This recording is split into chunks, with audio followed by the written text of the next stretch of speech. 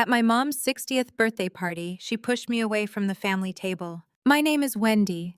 I am 28 years old, working as a pharmacist, and tonight was supposed to be a beautiful celebration at an upscale riverside restaurant in Wilmington. Instead, her sudden shove sent me sprawling onto the hardwood floor. I didn't scream or cry. I simply braced my hands against the cold wood, staring up at the woman who had raised me. She towered above me, her face flushed with fury, pointing a sharp finger at the chair I had tried to claim.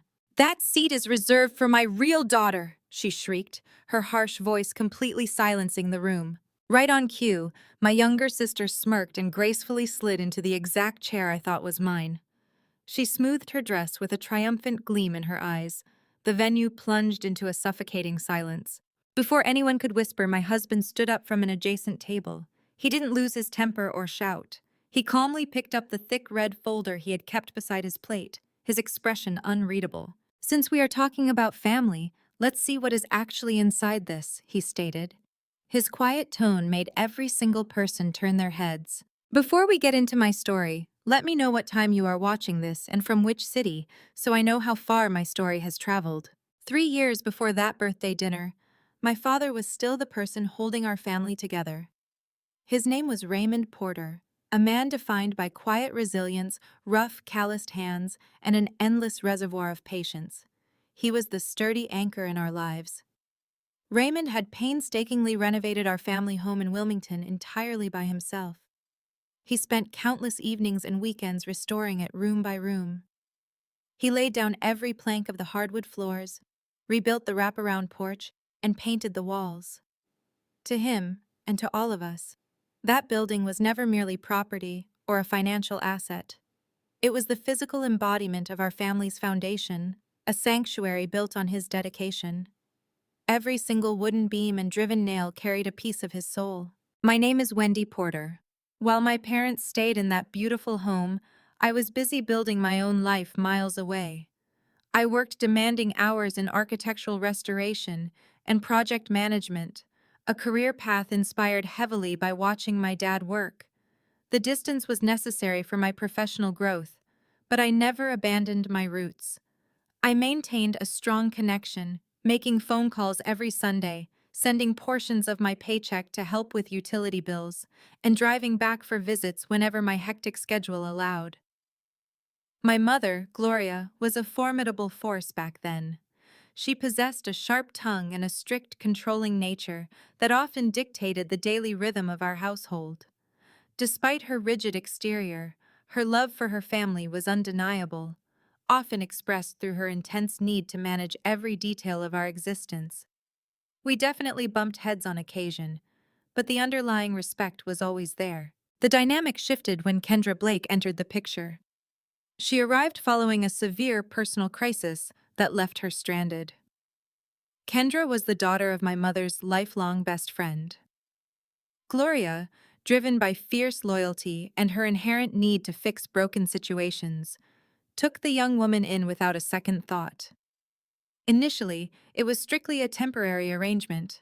Kendra occupied the small spare bedroom down the hall and tried to make herself useful by handling minor household chores. She would fold the laundry, sweep the kitchen tiles, and run errands to the grocery store. For a while, she seemed genuinely grateful just to have a safe roof over her head. My father, however, remained cautiously observant. Raymond certainly did not hate Kendra, but he possessed a keen intuition about people. He noticed how she gradually began overstepping, slowly taking on tasks that were not hers. She started reorganizing his personal tool shed and answering the home phone before anyone else could reach it. He once mentioned to me, during one of my weekend visits, that he wasn't comfortable with how deeply she was embedding herself into our private affairs. Unfortunately, before he could set any firm boundaries, absolute tragedy struck our lives. Raymond passed away unexpectedly. His sudden death shattered the core of our world, leaving an immense void. The sturdy house he had built with his own hands suddenly felt hollow and cold. Gloria completely collapsed under the crushing weight of her grief. The strong, highly controlling matriarch vanished overnight, replaced by a fragile, weeping woman who could barely find the strength to get out of bed. Because my demanding job kept me physically anchored to distant project sites, I could not be there every single hour of the day. In my unavoidable absence, Kendra seamlessly stepped into the gap. She transformed into the constant shadow beside my grieving mother, bringing her warm meals, managing the daily medications, and taking over the household routines. After the funeral, Kendra did not take over my mother's life all at once. The manipulation was a slow, calculated creep, disguised perfectly as selfless devotion. Initially, the younger woman merely offered to handle the exhausting daily errands. She drove my mother to the grocery store, navigated the complicated medical appointments, and made a habit of fetching the mail from the porch every afternoon. Gloria, still drowning in the suffocating waves of losing her husband, felt overwhelmingly grateful. To her, this girl was a godsend, a physical presence that was simply always there when the house felt too large and empty. I never stopped reaching out. Despite my demanding project schedules, I made sure to call the Wilmington house constantly. However, more often than not, it was Kendra who picked up the receiver. Her voice was always dripping with feigned sympathy as she offered a rotating list of excuses. She would whisper that the grieving widow was finally resting, suffering from a severe migraine, or simply not in an emotional state to speak with anyone. I tried shifting to written communication, sending long, heartfelt emails to check in. The responses I eventually received were jarringly brief and noticeably cold, or sometimes there was just deafening silence. What I didn't realize until much later was that Kendra had gained access to the computer and secretly set up an automatic forward, diverting my messages directly into her own inbox. Even the physical, handwritten letters I mailed home mysteriously vanished before they ever reached the kitchen counter. The isolation deepened as the months dragged on. When I did manage to get Gloria on the phone, her tone was entirely different. She began reciting sharp, hurtful phrases that sounded completely alien to her usual vocabulary. She coldly stated that I only bothered to call when my own guilt became too heavy. She declared, with a strange mechanical certainty, that I was clearly too busy with my glamorous career to come back. Worst of all, she accused me of fundamentally failing to understand what she actually needed to survive her grief. I recognized the psychological seeds being planted, but I forced myself to bite my tongue. I was desperate to keep the peace, terrified that pushing back would only twist her profound sadness into a bitter, devastating argument. I wasn't the only one who noticed the disturbing, gradual shift in her behavior. Aunt Denise, my father's fiercely protective older sister, called me one Tuesday evening, sounding deeply concerned and unusually frustrated. She complained bitterly that her sister-in-law was becoming completely unreachable, physically and emotionally walled off from the rest of the extended family. Denise mentioned that whenever she tried to drop by the Wilmington house for a quick visit, Kendra would turn her away at the front door with polite but firm excuses about my mother needing absolute rest. The most unsettling moment arrived during one of my rare, brief phone conversations with the house. In the background, I distinctly heard guests chattering in the living room. Over the ambient noise, Kendra's voice rang out, loudly and confidently calling my mother Mom in front of the company.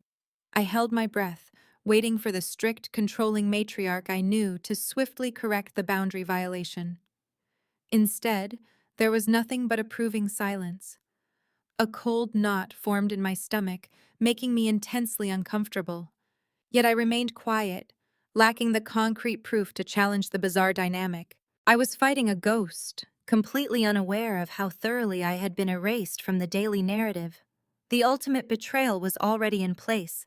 My personal cell phone number had been quietly added to the block list on Gloria's device. I continued dialing into a void, entirely oblivious to the fact that I had been systematically locked out of my own family. The first thing that stopped making sense was the roof.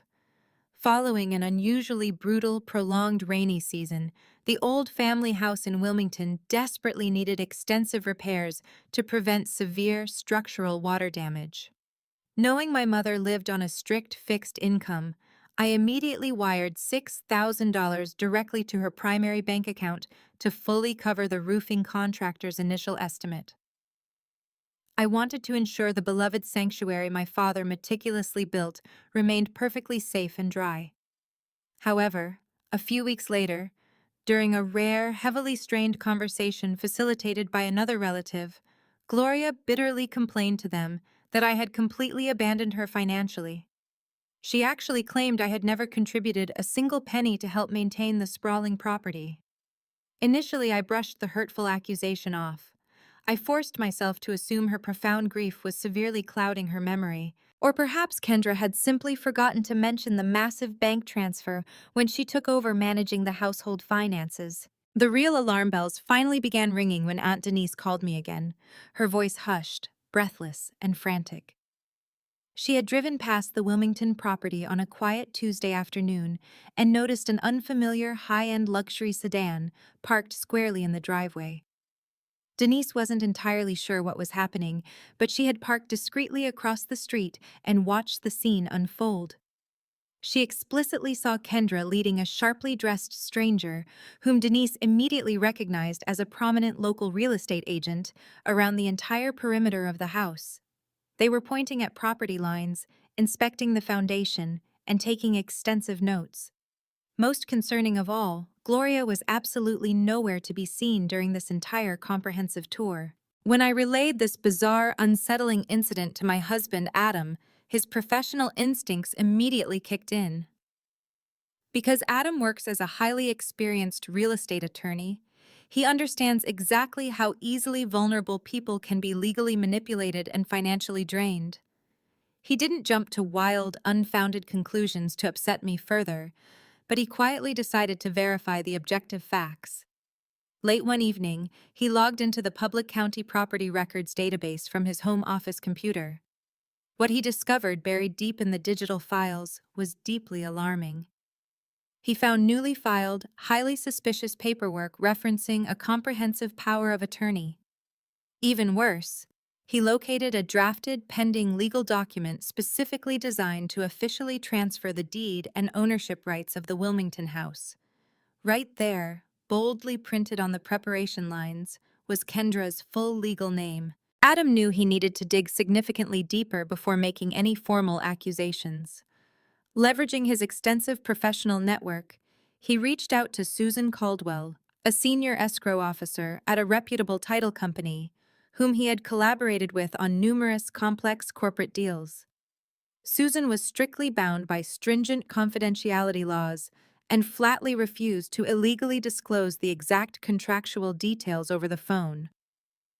However, she cautiously confirmed that the specific property file Adam inquired about was currently flagged and sitting under internal administrative review due to several glaring irregularities in the recently submitted signatures.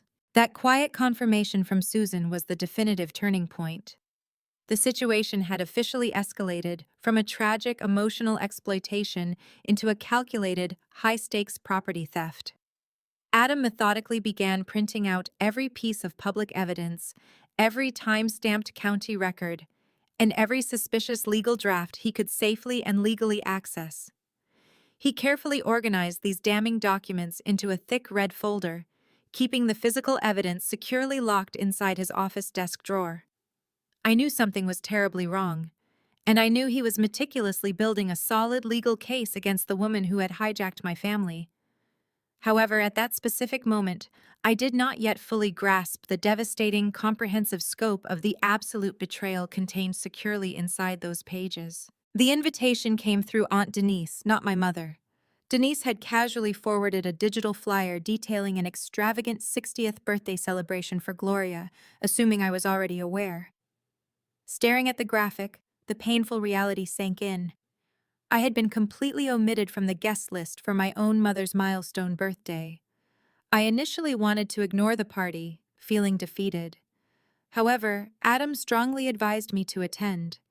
He argued that this gathering provided the perfect opportunity to confront the bizarre situation directly, outside the impenetrable walls of the Wilmington house. Seeking quiet strength, I fastened a silver chain around my neck, holding a small, worn brass key, the original key to my father's backyard workshop. Wearing a piece of raiment gave me the courage I desperately needed. We arrived at the upscale riverside restaurant just as the late afternoon sun began setting. The venue was breathtakingly decorated, featuring floor-to-ceiling glass windows that offered a panoramic view of the water. Soft lighting reflected off the polished hardwood floors, illuminating dozens of round banquet tables draped in crisp white linens. Extended family and lifelong friends mingled loudly, clinking champagne glasses. Adam and I navigated through the bustling crowd, making our way toward the elegantly framed seating chart near the entrance. I scanned the calligraphed list, my eyes immediately dropping to the section designated for the immediate family table. My heart plummeted. My name was entirely absent from the head table. Instead, Kendra's name was proudly written in elegant script, positioned right next to Gloria. Before I could fully process the public snub, the ambient music faded and a large projector screen lowered from the ceiling. A curated slideshow began playing, chronicling my mother's life since the funeral. The presentation was a relentless montage of a manufactured reality. The screen flashed vibrant photos of Gloria and Kendra happily eating at restaurants, enthusiastically decorating the family house, and smiling while cutting cakes. There were dozens of pictures documenting local events and quiet evenings. In this digital narrative, I simply did not exist. Any older family photos that originally included me had been strategically cropped, leaving me as nothing more than a disembodied shoulder or a blurry shadow on the edge of the frame. When the lengthy presentation concluded, Gloria took the microphone, standing proudly beneath the spotlight. She looked radiant, completely detached from the fragile widow I remembered. She thanked the gathered guests for coming, her voice steady and clear. Then, she raised her glass toward the family table. With dramatic sincerity, she offered a profound toast to the one person who selflessly stayed with me when everyone else walked away. Right on cue, Kendra gracefully stood up from her VIP chair, blushing modestly and accepting the warm applause, exactly as if she were Gloria's biological daughter. The sheer audacity of the theatrical display made my blood run cold. I forced myself to take a deep, steadying breath, tightly clutching the small brass key resting against my collarbone. Ignoring Adam's cautious whisper to wait, I stepped away from the shadows near the entrance. I kept my posture rigid and my expression neutral as I walked directly across the crowded dining room toward the center of attention. The cheerful applause was still echoing as I finally reached the edge of the head table. I looked down at the woman who had spent the last 3 years systematically erasing me. "Mom," I said, my voice cutting sharply through the cheers.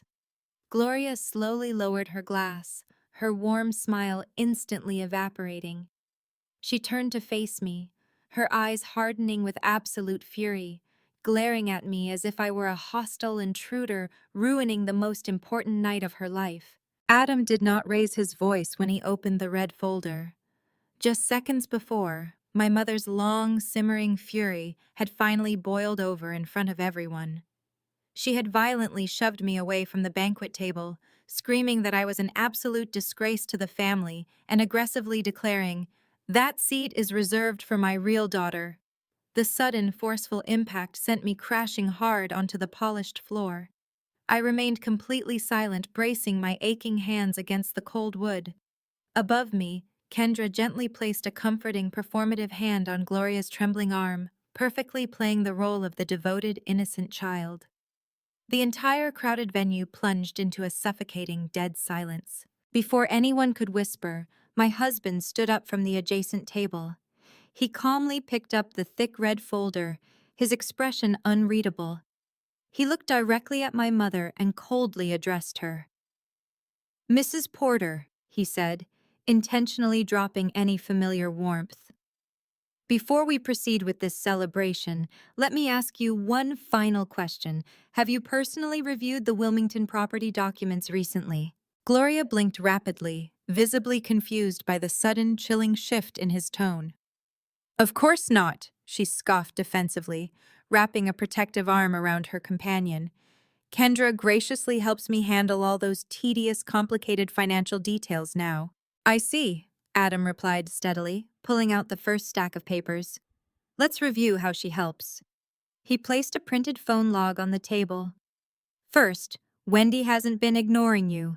Her personal number was manually added to your block list 8 months ago. Gloria frowned, staring at the paper. Adam didn't pause. He pulled out a printed email. Second, this is a forged email sent from an address designed to look exactly like Wendy's, falsely stating she wanted to sell the family home to collect her inheritance. He laid down a post office confirmation.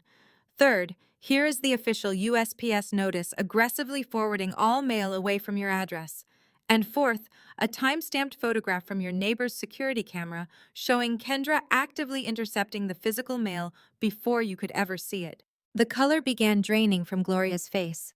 Kendra snatched her hand away from my mother's arm, her modest blush completely replaced by a panicked, ghostly pallor. Fifth, Adam continued, his voice echoing in the quiet room. He produced a heavily notarized document. A comprehensive power of attorney secretly drafted to grant Kendra total control over your remaining finances. Sixth, a pending title record submitted to the county, explicitly transferring the deed of Raymond's house directly into Kendra's name. To deliver the final blow, Adam placed a bank statement on the white linen. And seventh, the $6,000 Wendy wired you for the roof? It was quietly siphoned out in small, untraceable batches directly into Kendra's personal checking account. From a table near the back, Susan Caldwell slowly stood up. She smoothed her dress and spoke with absolute professional authority. As the senior escrow officer overseeing the file, I can confirm that the property transfer has been officially halted. The entire transaction is currently flagged for severe irregularities. Adam closed the red folder with a definitive snap. He didn't scream or demand an immediate arrest. He simply stated, "We aren't making criminal declarations tonight, but these documents are being handed over to our legal team and the bank investigators first thing tomorrow morning." As I slowly stood up from the floor, deliberately brushing the invisible dust from my dress, I realized the most profound, painful lesson of this entire nightmare. You simply cannot force someone to see the devastating truth when they desperately want to remain blind. True self-respect sometimes means making the agonizing choice to walk away from the people you love the most, setting an unbreakable, permanent boundary to protect your own mental peace. Family isn't always defined by blood, and it certainly isn't a lifelong obligation to silently endure emotional abuse. I gently adjusted my father's small brass key resting around my neck, finally turning my back on the stunned, silent room, knowing with absolute certainty that I was finally free. Kendra tried to smile through the first document. When Adam laid down the blocked phone records, she let out a forced, incredibly unnatural laugh, loudly claiming to the surrounding guests that my husband was simply fabricating drama to ruin the evening. Adam didn't bother to argue or raise his voice in return. He maintained a stony, professional silence, methodically sliding the forged emails, the official mail forwarding notices, and the damning security camera photographs across the crisp white linen tablecloth. Gloria stared blindly at the undeniable paperwork, shaking her head in desperate, frantic denial. "She's just trying to help me manage things," my mother stammered, her voice trembling heavily as she desperately tried to justify the massive betrayal unfolding right in front of her. The fragile illusion shattered completely when Susan Caldwell spoke up again. Stepping closer to the head table, the experienced escrow officer clarified the severe legal reality of the situation. "Mrs. Porter, our title company legally cannot and absolutely will not proceed with any property transactions when the power of attorney and the authorizing signatures are under active suspicion of fraud." Before Gloria could even process the warning, Aunt Denise pushed her way through the stunned, whispering crowd of guests. "I tried to warn you, Gloria," Denise shouted, her eyes blazing with years of pent-up frustration. "I saw exactly what she was doing weeks ago, but you completely walled me off and pushed your actual family out into the cold." Sensing the entire room rapidly turning against her, Kendra finally lost her carefully crafted composure. The modest, devoted facade violently peeled away, revealing a frantic, cornered woman desperate to maintain control. "You don't know anything," Kendra shrieked, pointing an aggressive, shaking finger directly at me. Wendy abandoned this family. She moved away, chose her glamorous career, and prioritized her rich husband over her own grieving mother. I stood tall, refusing to let her desperate, vicious screaming intimidate me. "Living miles away to build my career does not mean I ever abandoned my roots," I replied with cold, unwavering certainty. Kendra's face flushed a deep, angry crimson. "I was the one here every single day," she screamed, her voice echoing sharply off the glass windows. "I wiped her tears. I made her meals. That valuable house should rightfully belong to the person who actually stayed and cared for her." A heavy, absolute silence crashed down on the restaurant. With that single explosive sentence, Kendra had fatally slipped up. She had publicly confessed her true, undeniable motive. This was never about providing genuine emotional support. It was always a calculated, predatory strike for the real estate, the assets, and the money. Gloria gasped, physically recoiling from the younger woman, as if she had just been burned. She looked at Kendra with wide, horrified eyes, finally seeing the greedy stranger hiding beneath the sweet smiles. The devastating realization visibly crushed my mother. Panicking, Gloria turned her tear-streaked face toward me, her previous fury completely replaced by desperate, groveling regret. "Wendy, oh my God, I am so sorry." She wept openly right at the crowded banquet table. With trembling hands, Gloria reached out and hastily pulled out the decorated VIP chair. "Please, honey, sit down, take your rightful seat." "Take." I looked at the empty chair, then up at the weeping woman who had just publicly declared me a disgrace. I didn't take a single step forward. "I don't need to prove that I am your real daughter by sitting in the exact same chair you just used to humiliate me," I stated quietly, my voice perfectly steady. I had nothing left to prove. I did not sit in the chair my mother pulled out for me.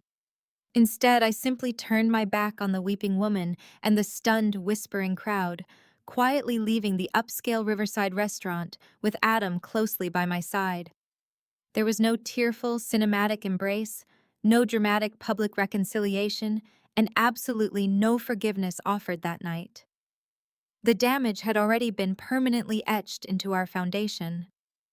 In the chaotic weeks that immediately followed, Gloria frantically called my cell phone dozens of times, leaving desperate, sobbing voicemails apologizing for her monumental blindness. I never answered a single one of those calls.